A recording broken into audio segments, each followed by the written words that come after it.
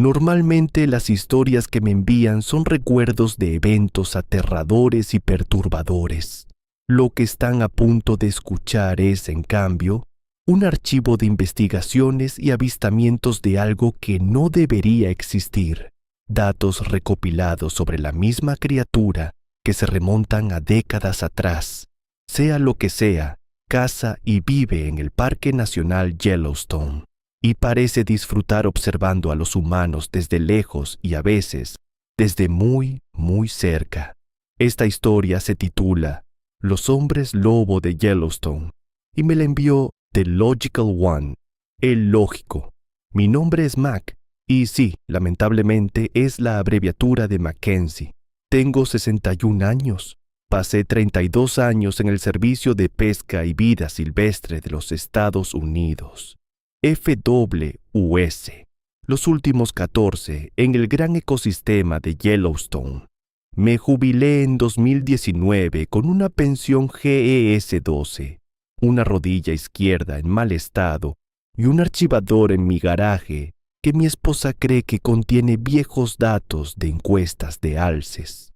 De hecho, no contiene viejos datos de encuestas de alces.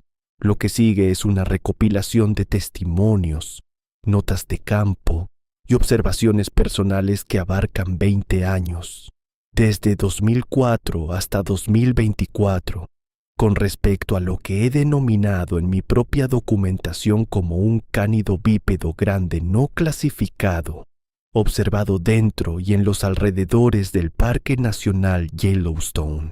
Escribí esa frase por primera vez en 2006 en un formulario 3-202B del FWS, el suplemento de incidentes de vida silvestre, y recuerdo haberme quedado mirando la pantalla un buen rato antes de presionar imprimir. Uso ese lenguaje porque me da algo a lo que aferrarme. Suena a ciencia. Suena como algo con un lugar en una taxonomía. Algo que podría describirse, clasificarse y archivarse. Sin ese lenguaje, tendría que usar la palabra que mis testigos siguen usando. Y no estoy listo para poner esa palabra en la primera página. Ya la escucharán bastante pronto. Permítanme ser directo con ustedes sobre lo que soy y lo que no soy. Tengo una maestría en Biología de la Vida Silvestre de la Universidad Estatal de Montana. He publicado 9 artículos revisados por pares sobre ciertos corredores de migración en el gran ecosistema de Yellowstone. Me he sentado en audiencias de subcomités del Congreso como asesor técnico sobre la reintroducción del lobo gris. Todo esto para decir que no soy un criptozoólogo. No asisto a esas conferencias como Paracon o Cryptid Fest o como se llamen. Nunca he tenido un programa de televisión ni he estado en uno y no tengo un podcast. Hasta este documento nunca he presentado estos hallazgos a nadie, fuera de un pequeño grupo de colegas en quienes confío y que me han pedido que no use sus nombres. Comencé a recopilar estos relatos porque seguían pasando por mi escritorio en formularios que no encajaban. Informes de encuentros con la vida silvestre donde el animal descrito no era un oso, ni un lobo, ni un alce, ni un puma. Y les aseguro que tampoco era una persona. Los primeros los archivé y los olvidé. Los posteriores los archivé y no los olvidé.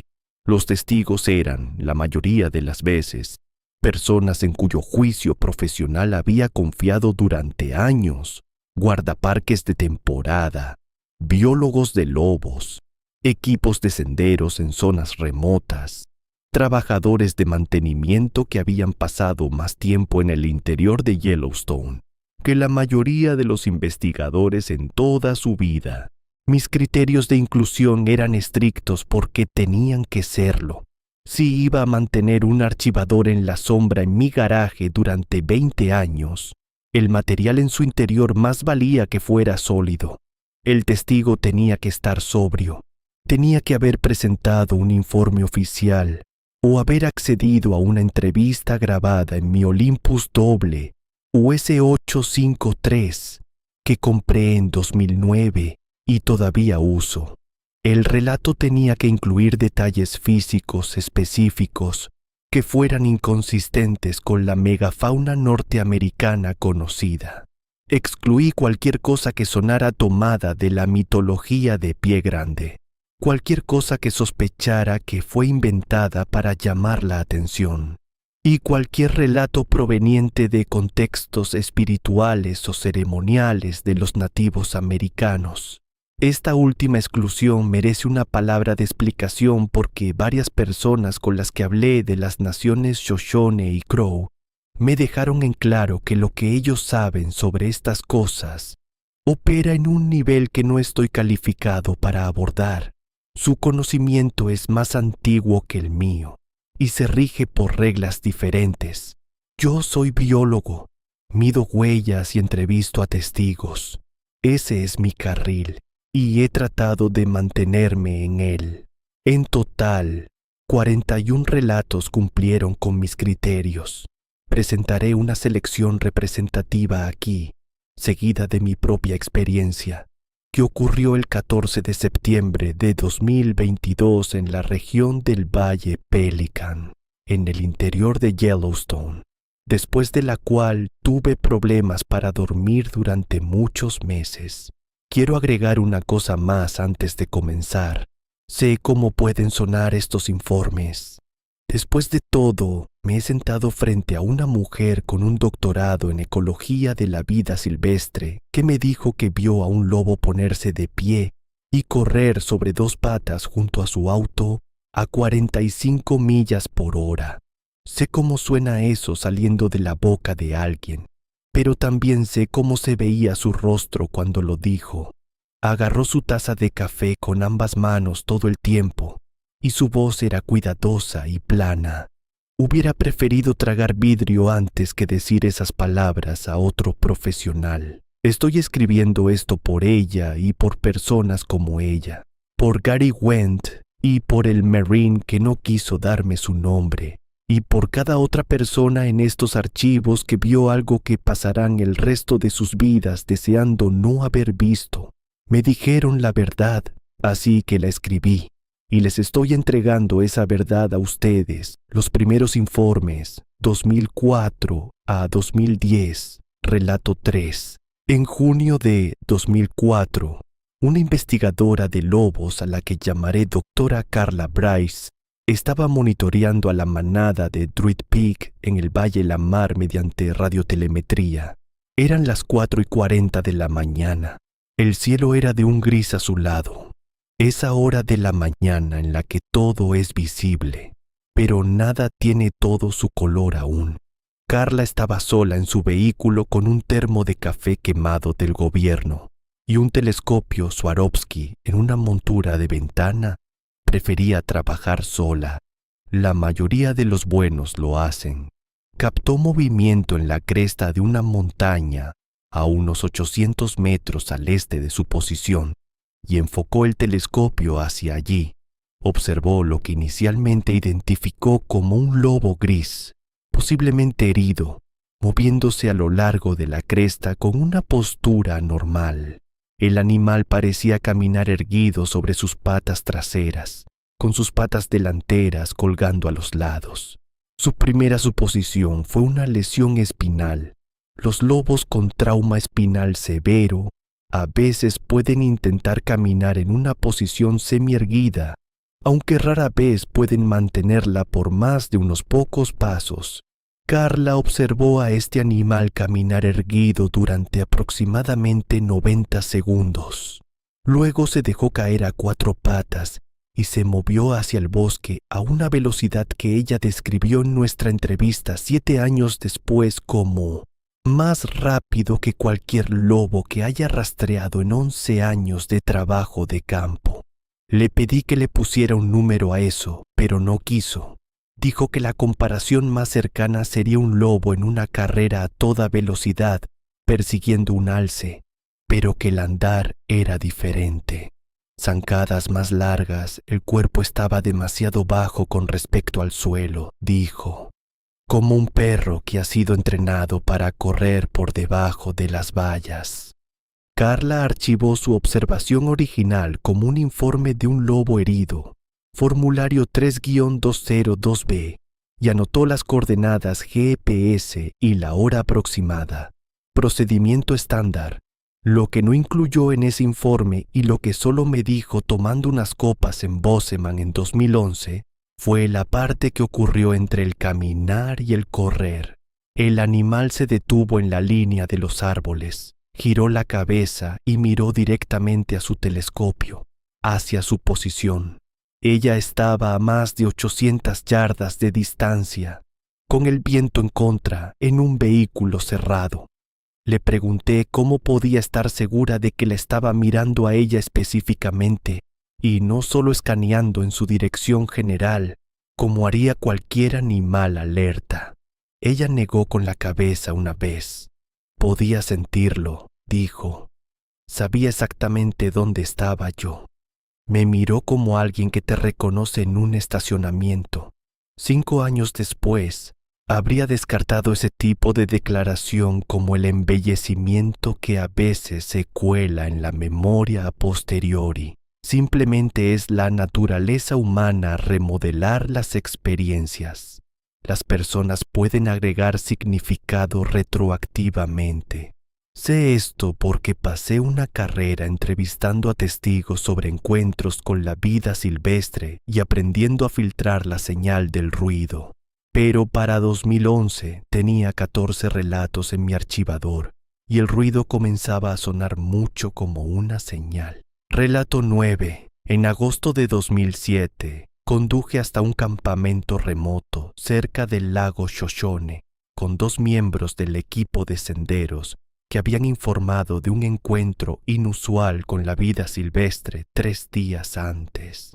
No usaré sus nombres porque ninguno me dio permiso, así que los llamaré como los llamé en mis notas, el marín y su compañero. Habían acampado en un sitio autorizado para zonas remotas, y algo había rodeado su campamento durante aproximadamente 3 horas, entre la 1 y las 4 de la mañana. El marín fue claro sobre las pisadas, de 2 piernas.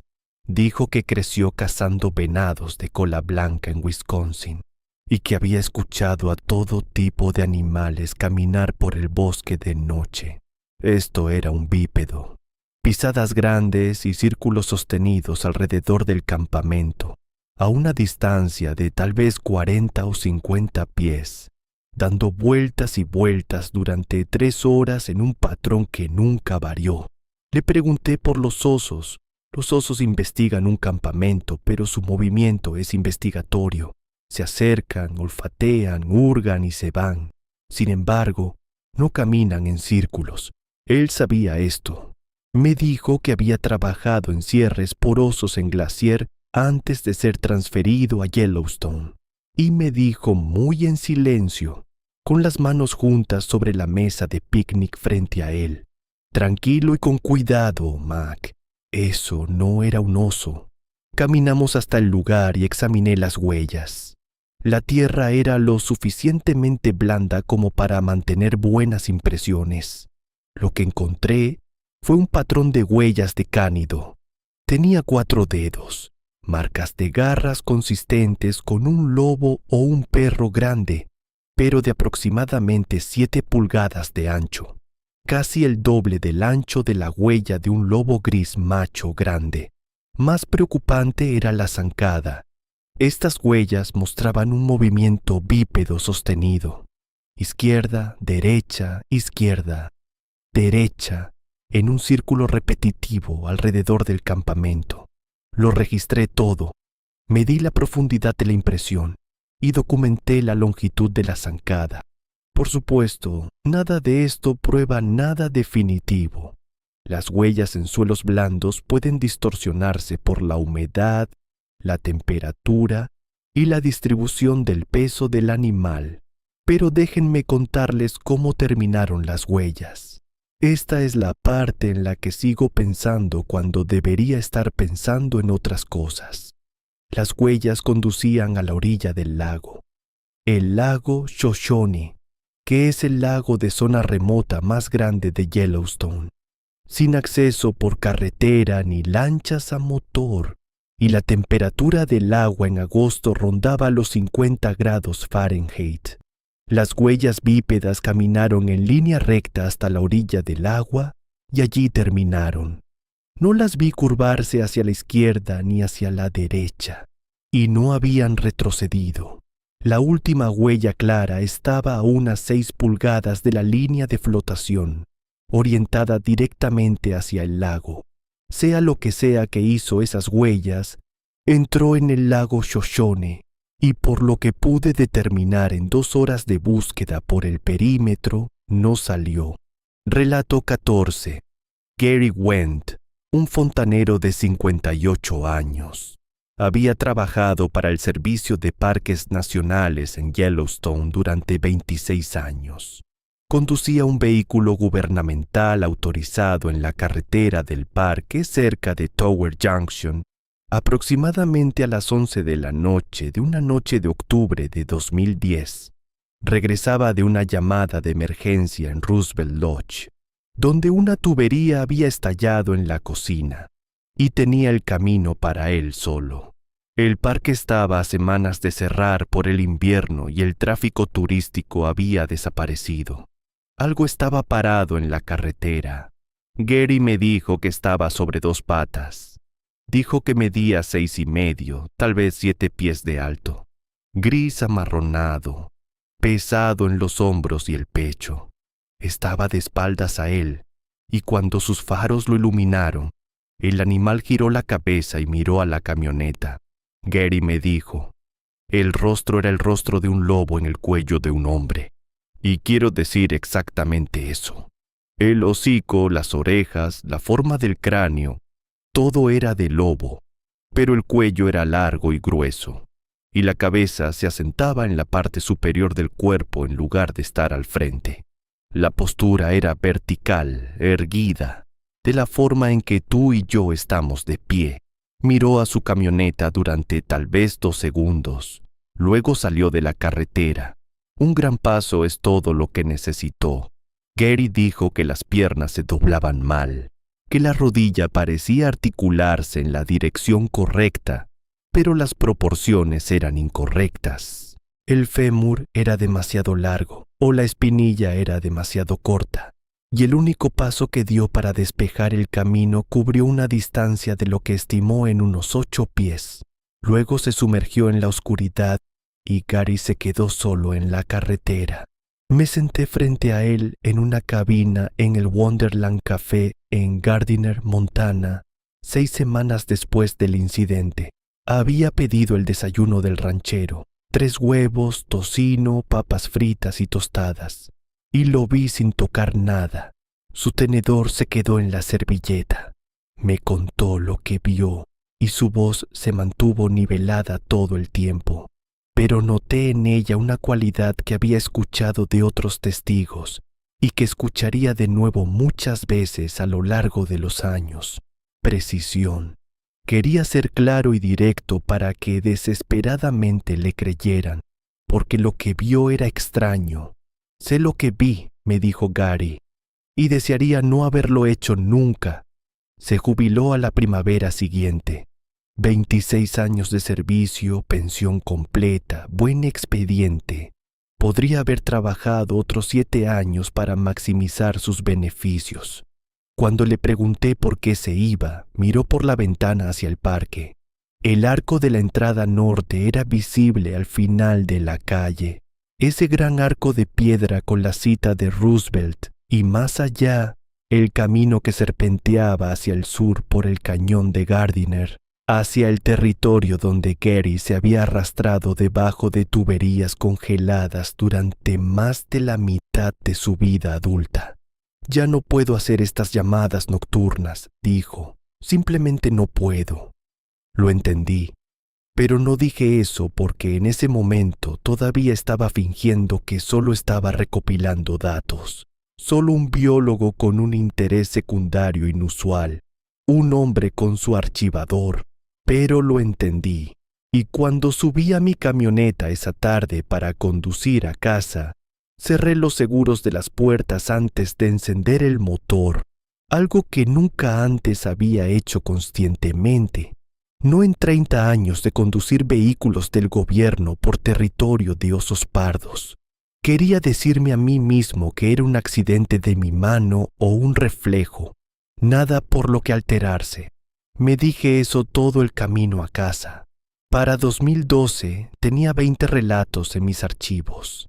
Empecé a hacer algo que probablemente debería haber hecho antes. Los leí todos juntos en orden cronológico en una sola sentada. Extendí las transcripciones y los datos por la mesa de mi cocina y leí durante 3 horas. Cuando terminé, me quedé sentado allí un rato más porque los relatos me estaban diciendo algo que no había querido escuchar. Eran salvaje y absurdamente consistentes. 20 personas a lo largo de 8 años, la mayoría de las cuales nunca se habían conocido, describían al mismo animal.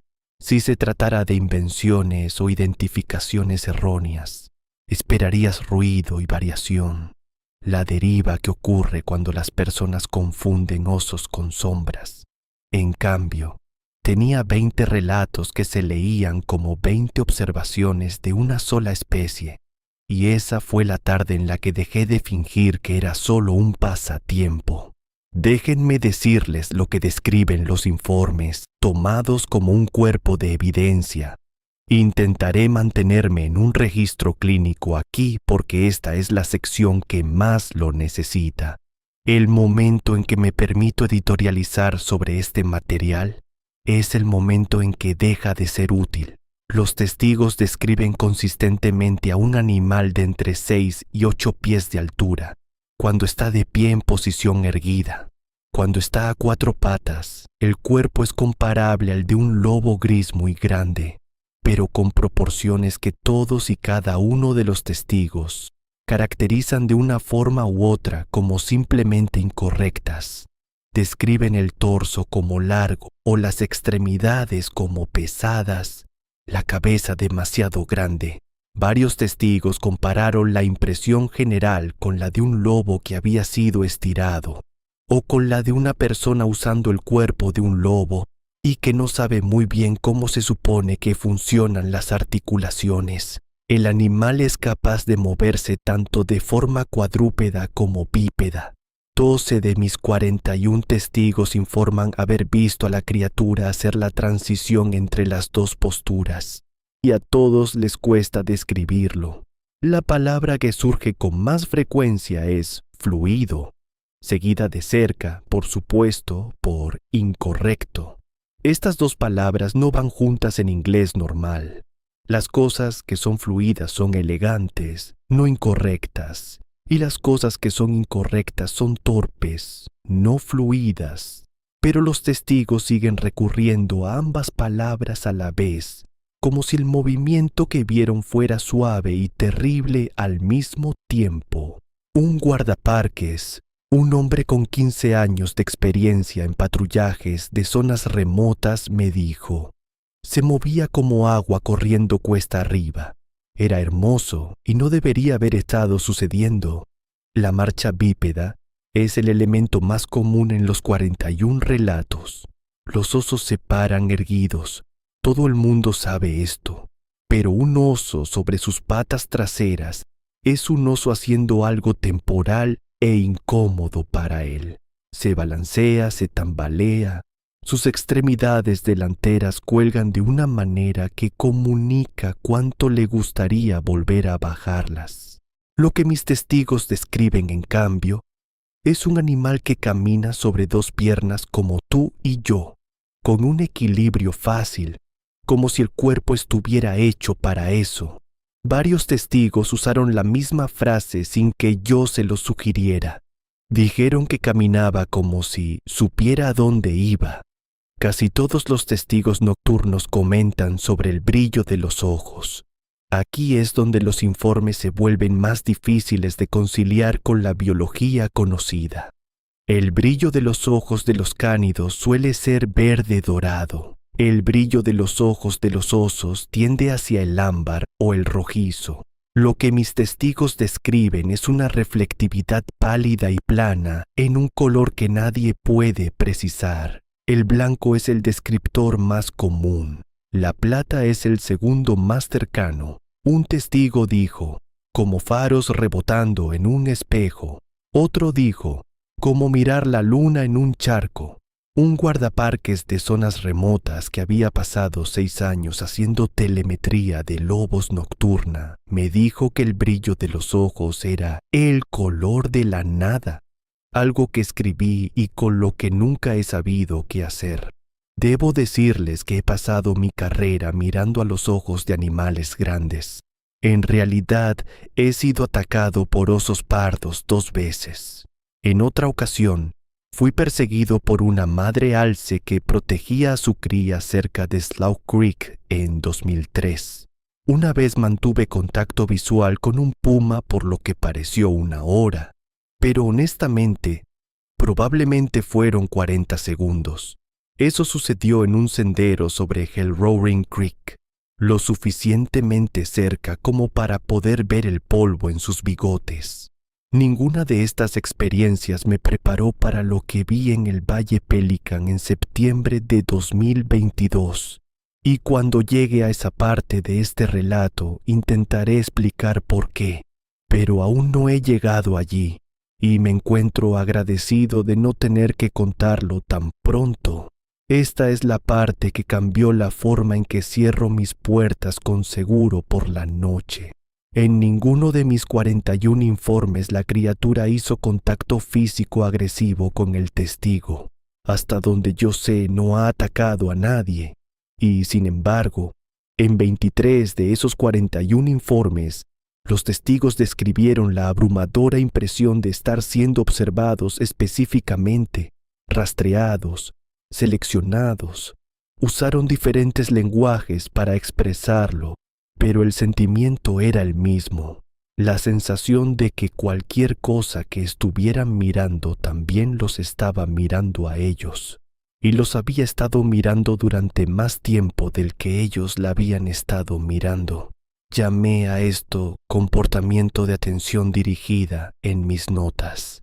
Tenía que ponerle un nombre, y nombrar algo es como un científico crea la ilusión de comprensión. Y tiene el efecto adicional de hacer que parezca más pequeño. En realidad no hace las cosas más pequeñas, simplemente lo hace menos aterrador. Lo que describieron mis testigos es un animal que observa a humanos específicos con lo que solo puedo llamar intención. Y la palabra intención implica cognición. Y la cognición a este nivel implica una inteligencia que no me siento cómodo asignándole algo con la huella de un cánido de 7 pulgadas. Pero la alternativa es que 23 personas, de forma independiente a lo largo de 18 años, hayan inventado la misma sensación, y eso me resulta más difícil de creer. Aproximadamente la mitad de mis testigos informaron un olor fuerte y distintivo asociado con el encuentro. Vale la pena señalar esto porque es específico de una manera que los detalles fabricados rara vez lo son. Las personas que inventan avistamientos de monstruos no suelen inventar olores. El olor se describió más comúnmente como a cobre y podredumbre. Imaginen un hedor orgánico y metálico. Varios de los testigos lo compararon con sangre vieja. Un trabajador de senderos dijo que olía como un congelador que perdió energía durante una semana, y otro dijo que le recordaba a la planta de procesamiento de grasa animal a las afueras de su ciudad natal en Nebraska, donde los cadáveres de animales se convertían en grasa industrial. Incluyo estos detalles porque son desagradables y específicos, y esas cosas son la huella dactilar de la verdad. Debo confesar algo aquí. En 2006, a los 2 años de este proyecto, estaba caminando solo por un sendero en el Valle Hayden. A última hora de la tarde, septiembre, nublado, percibí un olor que me detuvo en el sendero. Cobre y podredumbre húmeda. Estaba muy cerca y era muy fuerte. Mi suposición inmediata fue el cadáver de un alce. Me quedé parado en el sendero y miré hacia el bosque a ambos lados y pensé en entrar para encontrar la fuente. Documentar las presas muertas de los depredadores era parte de mi trabajo, pero no entré. Me dije a mí mismo que la luz se estaba desvaneciendo y que estaba solo allí. El movimiento más inteligente sería regresar con un compañero. Todo eso era cierto, pero ahora puedo decirles que la verdadera razón era más simple. Ese olor me asustó muchísimo. He olfateado cientos de animales muertos en mi carrera, desde crías de ciervo muertas hace un día, hasta cadáveres de bisontes de un mes de antigüedad hinchándose bajo el calor de julio. Esto era completamente diferente. El olor era como algo vivo, y sin embargo, olía a muerte, y esa distinción hizo que se me erizara cada vello del antebrazo. Me di la vuelta entonces y caminé rápidamente de regreso al comienzo del sendero. Y con rápidamente, en realidad quiero decir casi corriendo, me dije a mí mismo que era un cadáver y quise creer eso durante más de una década. La mayoría de los encuentros en mis archivos fueron silenciosos, lo cual es en sí mismo notable. Un animal de este tamaño moviéndose por el bosque produciría bastante ruido. Sin embargo, muchos testigos dijeron que el silencio del encuentro fue el elemento más perturbador. En 3 relatos, los testigos informaron de una vocalización. Uno lo llamó un zumbido, como el de un transformador en un poste de teléfono, pero que provenía de una garganta. Otro dijo que era un sonido bajo, casi inaudible, que sentía más en el pecho que en los oídos, citando textualmente. El tercero, un guardabosques de temporada con formación musical, lo describió como un tono sostenido, quizás sol o la bemol por debajo del do central, completamente estable, que duró aproximadamente de 15 a 20 segundos. He escuchado todas las vocalizaciones de cánidos y úrsidos archivadas por el Laboratorio de Ornitología de Cornell. Nada coincide. 35 de mis 41 avistamientos ocurrieron entre las 10 de la noche y las 4 de la mañana. Los 6 restantes tuvieron lugar durante densos cielos nublados o bajo la sombra profunda de los árboles durante las horas del día. Saquen sus propias conclusiones sobre lo que eso significa. Yo ya he sacado las mías. Geográficamente, estos avistamientos se concentran en 4 áreas: el Valle Pelican, el Valle Lamar, el Valle Hayden y la región de Thoroughfare, en la esquina sureste del parque. Estas son las áreas de mayor densidad de manadas de lobos en Yellowstone. También son las áreas más alejadas de las carreteras y el desarrollo humano. The Thoroughfare, en particular, a menudo se cita como el punto más remoto de los Estados Unidos contiguos, a más de 30 millas de la carretera más cercana en cualquier dirección. Si quisieras ocultar a una población de animales grandes e inteligentes en los 48 estados inferiores, te resultaría difícil encontrar mejores bienes raíces. El parque contiene 2,2 millones de acres. Los visitantes, incluso en pleno verano, se limitan a aproximadamente el 1% de esa superficie. Lo que vive en el otro 99% es, en un grado que sorprendería a la mayoría de la gente, genuinamente desconocido. Para 2011, había estado haciendo esto el tiempo suficiente como para notar un cambio. Los primeros relatos que recopilé tenían una cualidad casi accidental. Las personas se topaban con algo inesperado, lo denunciaban y seguían adelante. Los encuentros eran breves. Los testigos estaban conmocionados pero funcionales. A partir de 2011 aproximadamente, los relatos comenzaron a cambiar. Los encuentros duraban más. El comportamiento de la criatura parecía más deliberado y era más difícil que los testigos se recuperaran después. No sé si las criaturas en sí estaban cambiando o si simplemente me había vuelto mejor para encontrar a las personas que tenían las peores historias. Sospecho que ambas cosas. Relato 22. En julio de 2013, un fotógrafo de vida silvestre al que llamaré Ben, estaba en un viaje en solitario de varios días en el Valle Pelican. Era un viajero experimentado en zonas remotas, de unos 40 años, y había estado fotografiando osos pardos de Yellowstone durante una década y media. Sabía cómo colgar la comida y cómo manejar encuentros con osos. Este hombre sabía cómo controlar los latidos de su corazón incluso cuando algo con garras estaba investigando su campamento. Lo había hecho antes. Se consideraba difícil de asustar. Se despertó a las 2 de la mañana por el sonido de algo olfateando su tienda. Eso en sí mismo no era nada del otro mundo. Los osos investigan las tiendas de campaña. Te quedas quieto, guardas silencio y finalmente pierden el interés. Ben conocía el protocolo, pero el olfateo aquí era diferente. Se movía lenta y precisamente a lo largo de la costura, donde el toldo impermeable se unía al cuerpo de la tienda, rastreando desde el extremo de los pies hacia el extremo de la cabeza.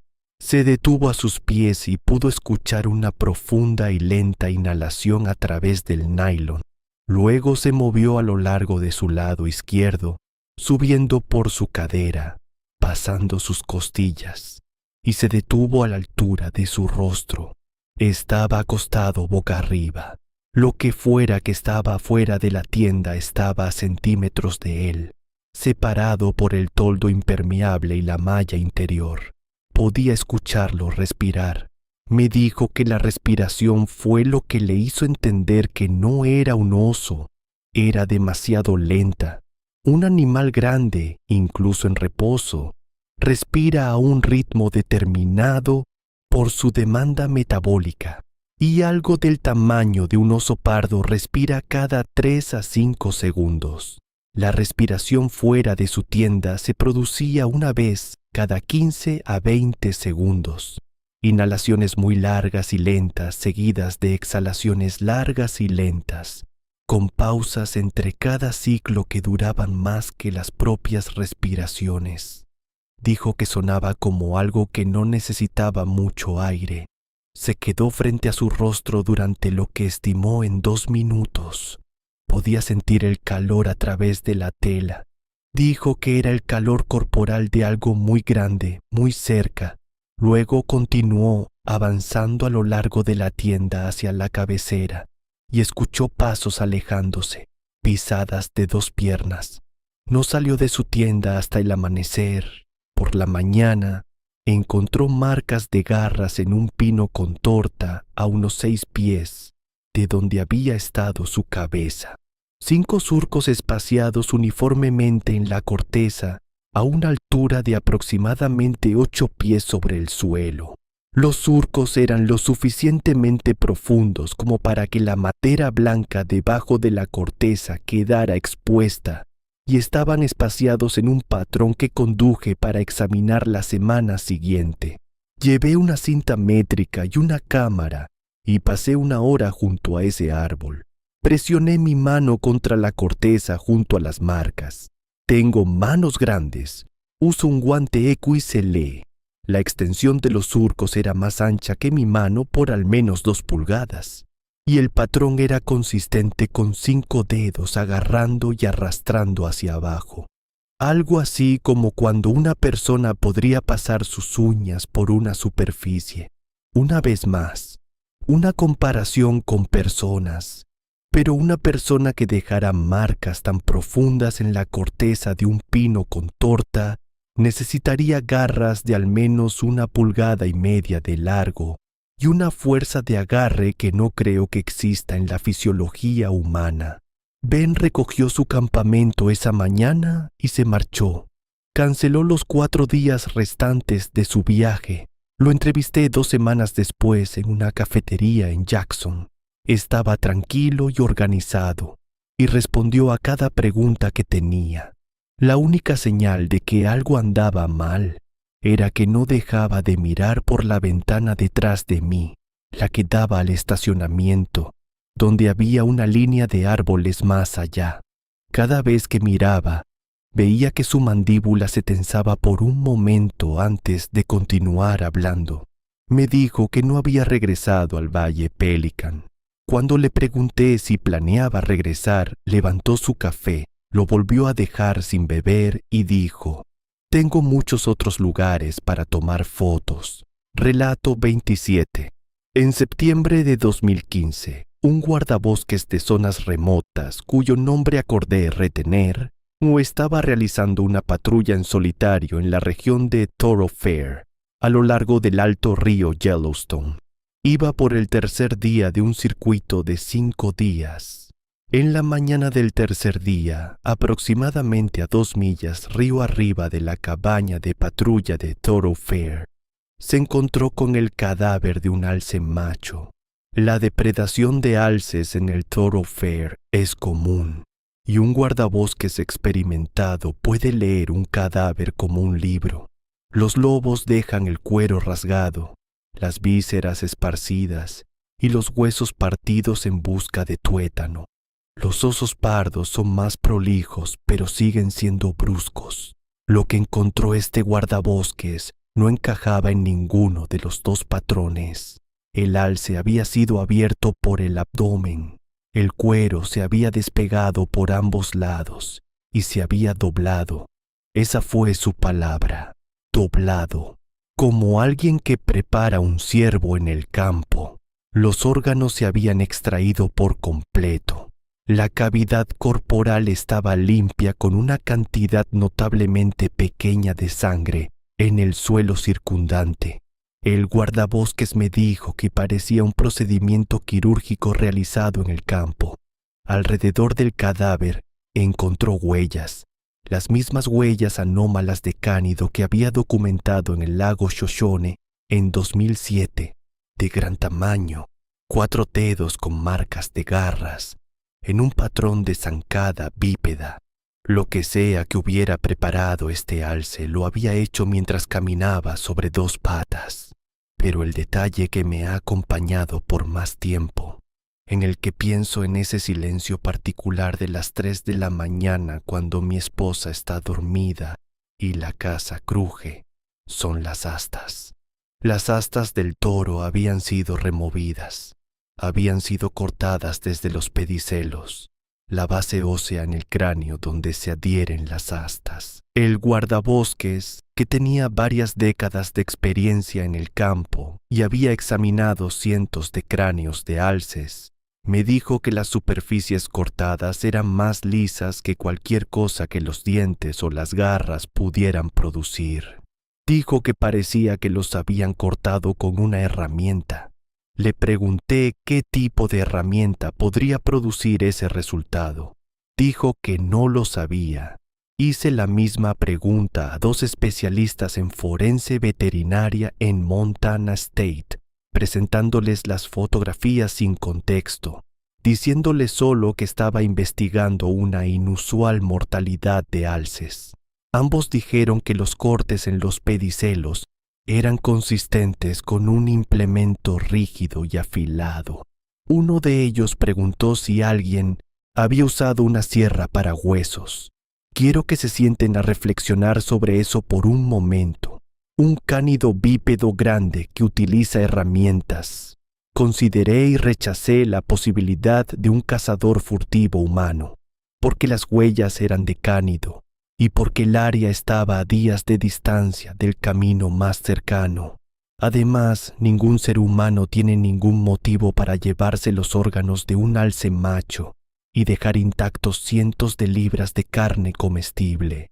Consideré la posibilidad de que las huellas y el cadáver no estuvieran relacionados. Aún considero esa posibilidad. Me ayuda a dormir. Relato 31. En noviembre de 2017, una pareja de jubilados a los que llamaré David y Margaret estaban saliendo en coche del parque al anochecer a lo largo de la carretera entre Canyon Village y Norris Junction. Ambos eran profesores jubilados de geología y biología respectivamente, de una universidad del Medio Oeste que no nombraré. Habían estado visitando el parque durante 30 años y conocían la vida silvestre. Margaret estaba observando los prados a través de unos prismáticos Nikon 10x42 cuando, aproximadamente a las 5:15 de la tarde, captó movimiento a su derecha. Un animal grande corriendo paralelo a la carretera a unas 200 yardas de distancia. Lo identificó como un lobo, inusualmente grande, moviéndose a toda velocidad. David iba a 45 millas por hora, pero el animal mantenía el ritmo. Margaret observó a través de los binoculares durante aproximadamente 30 segundos, y luego el animal cambió, dijo ella. La parte delantera del cuerpo se levantó, las patas traseras se ajustaron.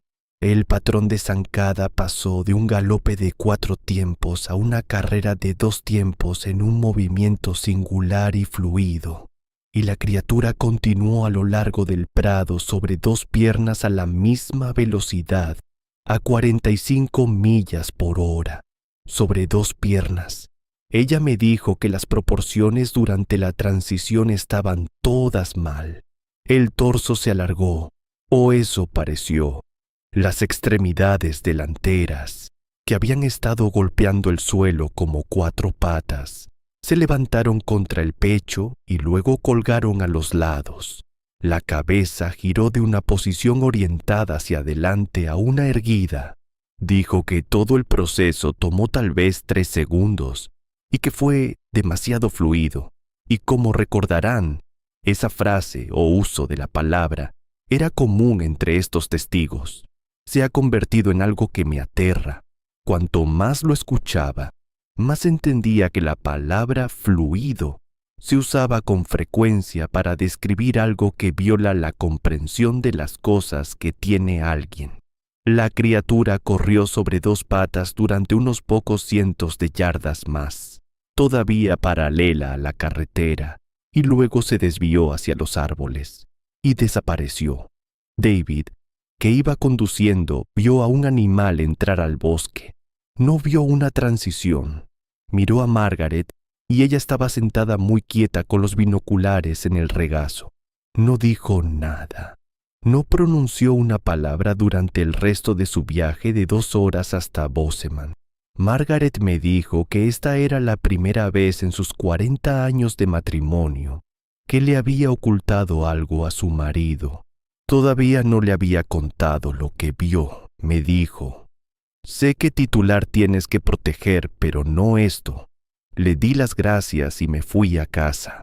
Me detuve 2 veces en la Interestatal 90 porque mis manos no se quedaban quietas en el volante. Me senté en un área de descanso cerca de Livingston durante 20 minutos, con el motor al ralentí y con las puertas firmemente cerradas con seguro. Intentaba conciliar lo que un biólogo de campo con un doctorado creíble acababa de contarme con el mundo tal como yo lo entendía. No pude conciliarlos. Para el año 2019, año en el que me jubilé del servicio de pesca y vida silvestre, tenía 34 relatos en mis archivos y estaba durmiendo mal. Había empezado a revisar el cerrojo de la puerta antes de acostarme, parándome frente a la puerta de entrada, girando el seguro y sintiéndolo encajar, algo que nunca había imaginado que sería mi rutina. Algunas noches me levantaba 1 hora después y lo revisaba de nuevo. Mi esposa se dio cuenta, pero no preguntó. Todavía me decía a mí mismo que todo era académico, que era un recolector de los encuentros de otras personas, historias, que el archivador de mi garaje era un proyecto de investigación. Me aferré a ese pensamiento como si fuera un pasamanos, cuando las escaleras están demasiado resbaladizas y la luz es demasiado mala. Mientras fuera solo el investigador, solo el hombre con la grabadora y la hoja de cálculo, estaba a salvo de lo que sea que hubiera en esos archivos. Estuve a salvo hasta septiembre de 2022 porque después ya no lo estuve. Lo que creo que son y lo que no. La pregunta que me hace cada persona en la que he confiado lo suficiente como para compartir este material es la misma. ¿Qué son? Les diré lo que he descartado primero. El proceso de eliminación es al menos un camino que sé cómo recorrer. No son osos parados sobre sus patas traseras. Los osos no caminan de forma bípeda distancias sostenidas. No corren a 45 millas por hora sobre dos patas y ciertamente no dejan huellas de cánidos. No son lobos sarnosos o desfigurados, porque los lobos sarnosos todavía se ven como lobos, todavía caminan a 4 patas y no se acercan a los 7 pies de altura. Y no creo que sean humanos disfrazados. Una sugerencia que me cansa. Un humano disfrazado no deja huellas de cánidos con impresiones de garras. Y, de nuevo, no pueden seguir el ritmo del tráfico en la carretera. Una persona con un traje no va a sobrevivir a temperaturas invernales de 30 y 40 grados bajo cero. No extraen astas de alce en el acto con precisión quirúrgica, usando una herramienta que no deja rastros. Lo que me lleva a la palabra que he estado evitando desde la primera página de este documento, y que 14 de mis 41 testigos usaron independientemente sin que yo se lo sugiriera. Hombre lobo. 14 profesionales a lo largo de casi 2 décadas recurrieron a la misma pieza del folclore para describir lo que vieron. Encuentro este hecho incómodo y revelador en igual medida. Hay una historia aquí, una que se remonta más allá de mi archivador. Los Shoshone, los Crow y los Pis Negros, todos tienen tradiciones orales que incluyen seres descritos como mitad lobo, mitad persona. Menciono esto con la misma salvedad que ofrecí antes. Estos son conceptos espirituales y culturales arraigados en sistemas de conocimiento que son anteriores al contacto europeo en miles de años. No me corresponde interpretarlos, solo los noto porque existen y porque describen algo que mis testigos, con sus telescopios, unidades GPS y radios del gobierno, también describen. El registro europeo es más escaso, pero existe. Los tramperos de pieles franco-canadienses que trabajaron en el norte de las montañas rocosas en las décadas de 1820 y 1830 dejaron entradas de diario que hacen referencia al Loup-Garou en las montañas. La mayoría de estas son fragmentarias y vagas, fácilmente descartables como las supersticiones de hombres que viven aislados bajo dificultades extraordinarias. Pero una entrada siempre se ha quedado conmigo. Una carta de 1836 de un comerciante de pieles que operaba desde Fort Hall, en lo que ahora es el sureste de Idaho, a un socio comercial en St. Louis, contiene el siguiente pasaje. Esta última quincena me ha estado molestando un lobo que caminaba como un hombre y me miraba con conocimiento. Viene por la noche y se queda en el borde de la luz del fuego, y he disparado mi rifle contra él 2 veces sin efecto aparente. No creo que sea un lobo. Ahora bien, soy un hombre que no cree en lo sobrenatural. Creo en especies que aún no han sido documentadas. Y creo que la historia de la zoología es una larga serie de expertos declarando cosas imposibles hasta que alguien demuestra que existen. El gorila de montaña fue una historia de fogatas hasta 1902. El okapi fue un mito hasta 1901. Pero tengo que ser honesto con ustedes.